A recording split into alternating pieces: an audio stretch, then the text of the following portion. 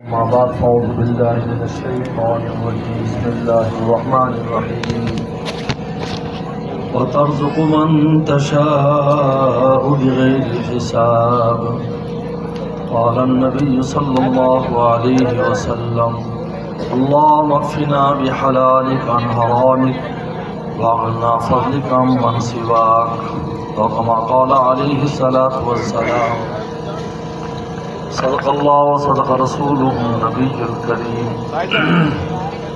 آج الحمدللہ میں اور آپ یہاں پر ہمارے برادر گرامی حافظ آصف صاحب کی دعوت پر ڈیرہ فوڈس کے افتتاح کے لیے حاضر ہوئے ہیں۔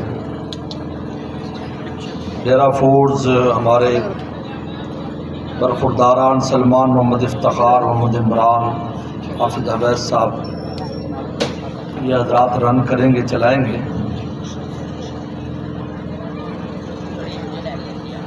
اللہ تعالیٰ نے دنیا میں انسان کے لیے معیشت کے مختلف طریقے رکھے ہیں، اتنے بے شمار طریقے ہیں، جتنا انسان سانس لیتا ہے اتنے طریقے رکھے ہیں، اور آدمی کے لیے کوئی نہ کوئی اس دنیا میں زندگی بسر کرنے کا وسیلہ بنایا ہے۔ اور اللہ تعالیٰ نے ایک عجیب بات ہے کہ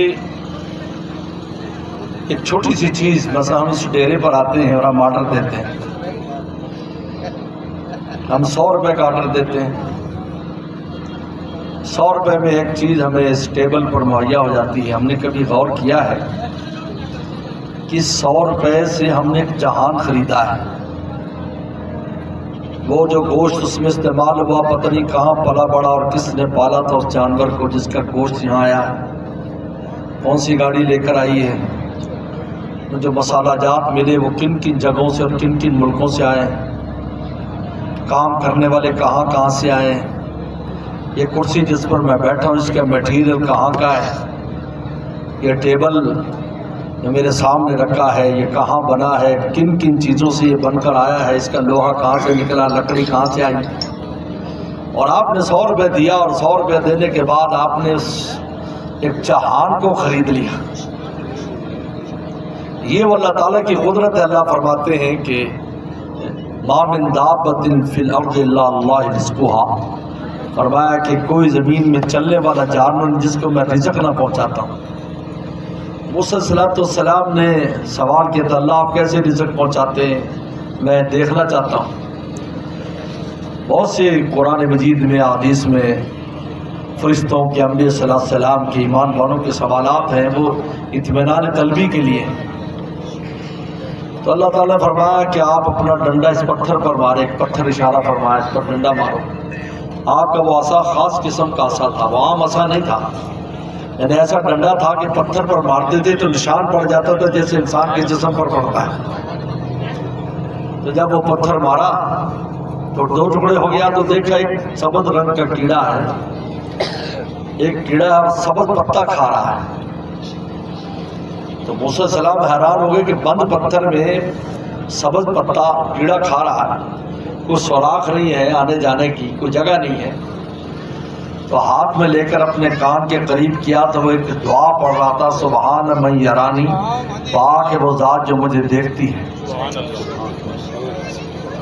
سبحان من یرانی و یعرف مکانی، اور میری جگہ بھی جانتی کہ میں کہاں رہتا ہوں، وہ یرزقنی ولا ینسانی، اور مجھے رزق دیتی اور مجھے کبھی نہیں بلاتی۔ تفاسیر میں لکھا ہے سلمان صلی اللہ علیہ وسلم نے ایک چونٹی کو حاضر کیا، چونٹیوں سے آپ گفتگو فرماتے تھے، سورہ نمل میں چونٹی کے ساتھ سلیمان علیہ السلام کی گفتگو موجود ہے۔ تو آپ نے چونٹی سے پوچھا کہ تمہیں سال بھر میں کتنی خوراک کھاتی ہو؟ انہوں نے کہا 1 دانہ۔ انہوں نے کہا میں اس کا عملی تجربہ دیکھنا چاہتا ہوں کہ 1 دانے پر تم گزارا کر لیتی ہو۔ تو ایک شیشی میں اس کو ڈال کر اور دانہ ڈال دیا کہ تم یہاں اس سال میں اس کو پورا کرو۔ تو دیکھا اس سال میں آدھا کھایا۔ تو سلمان علیہ السلام کہتے تو کہتے میں کھا لیتی ہوں، تو نے آدھا کیوں کھایا؟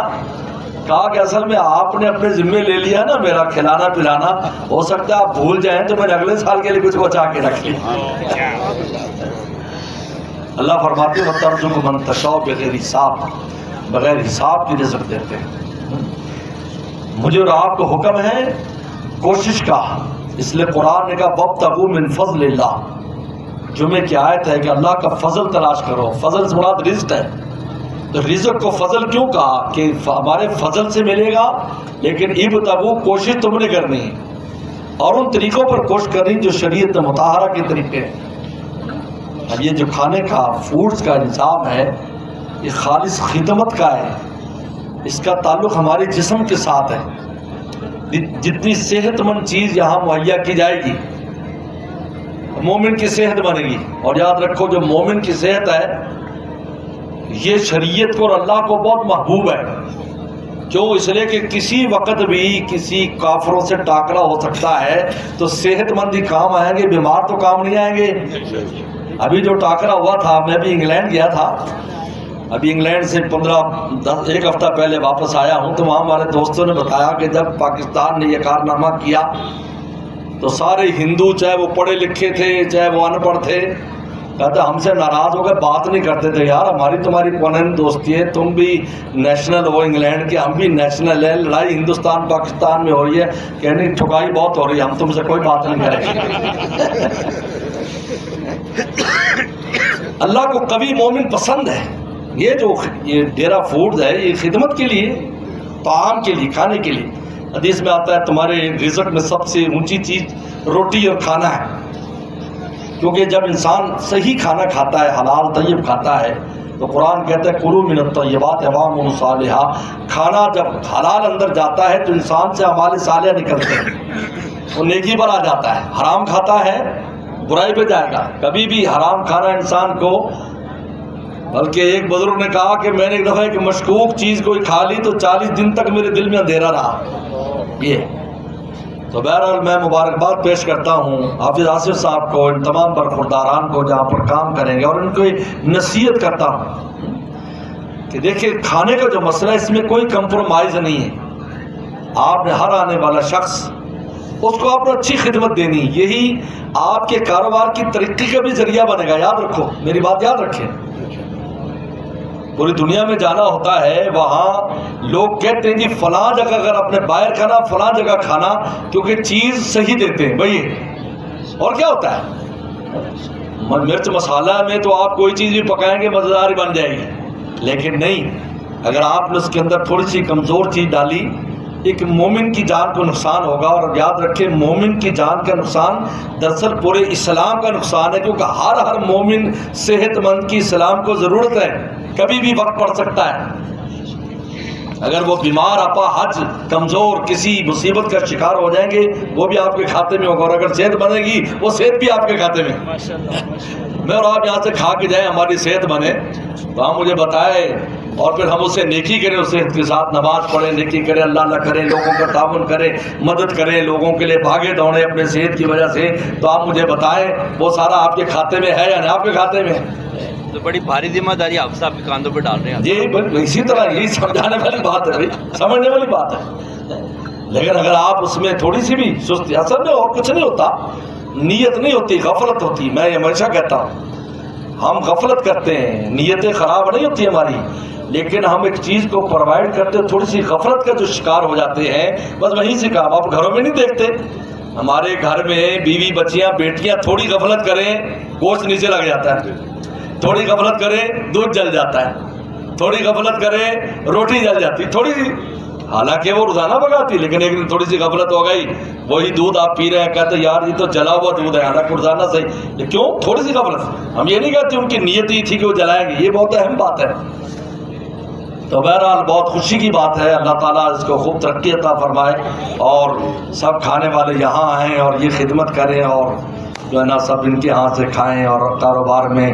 دینی اور دنیاوی ہر اعتبار سے اس سے ترقی ہو۔ وآخر دعوانا ان الحمد للہ رب العالمین۔ اللہم لک الحمد کما انت وصلی علی محمد کما انت اہلہ وفل بنا کما انت اہلہ فانک انت اہل التقوی والمغفرہ۔ ربنا ظلمنا انفسنا وان لم تغفر لنا وترحمنا لنکونن من الخاسرین۔ اللہم انا نسألک الہدی والتقی والعفاف والغنی۔ اللہم احسن عاقبتنا فی الامور کلها واجرنا من خزي الدنیا وعذاب الآخرة وترزق من تشاء بغیر حساب وترزق من تشاء بغیر حساب وترزق من تشاء بغیر حساب اللهم اكفنا بحلالك عن حرامك واغننا بفضلك من سواك اللهم فاضل الهم كاشف الغم مجيب دعوة المضطرين رحمن الدنيا ورحيمها انت ترحمنا فرحمنا برحمت تغنينا برحمت من سواك اللہ ہمارے دوست اس کاروبار میں خوب برکت عطا فرما خوب برکت عطا فرما یا اللہ اخلاص سے اور محنت کے ساتھ پوری ذمہ داری سے ان کو خدمت کی توفیق عطا فرما اور یا اللہ ان میں رزق حلال میں فراوانی کا ذریعہ فرما اور اس سے یا اللہ اس فراوانی کو آخرت بنانے کی توفیق عطا فرما یا اللہ آپ کے بھی آپ کی مخلوق کے بھی حقوق کو ادا کرنے کی توفیق عطا فرما یا اللہ سارا مجمع جو یہاں آیا ہے ہر ایک کے لیے آپ نے رزق روٹی کے وسائل رکھے ان میں خیر و برکت پیدا فرما ان میں خیر و برکت پیدا فرما ہر قسم کے خسارے سے محفوظ فرما قرضوں کے بوجھ سے محفوظ فرما ہر طرح کی آپ نے نصیب فرما یا اللہ ان حضرات کے بلانے کو اور ہم سب کے آنے کو تو قبول فرما یا اللہ جس افتتاح کو خوب اور خوب یا اللہ خیر والا افتتاح فرما خیر والا افتتاح فرما اس زمین میں جتنی خیریں ہیں یا اللہ ان مکینوں کو عطا فرما اور جتنا شر ہے اس کو تو دور فرما یا اللہ عافیت اور کرم کا معاملہ فرما اللہم انا نسألک بانک اللہ الذی لا الہ الا انت الاحد الصمد الذی لم یلد ولم یولد ولم یکن له کفوا احد ربنا تقبل منا انک انت السمیع العلیم صلی اللہ تعالی علی خیر خلقہ محمد و آلہ وصحبہ اجمعین. سر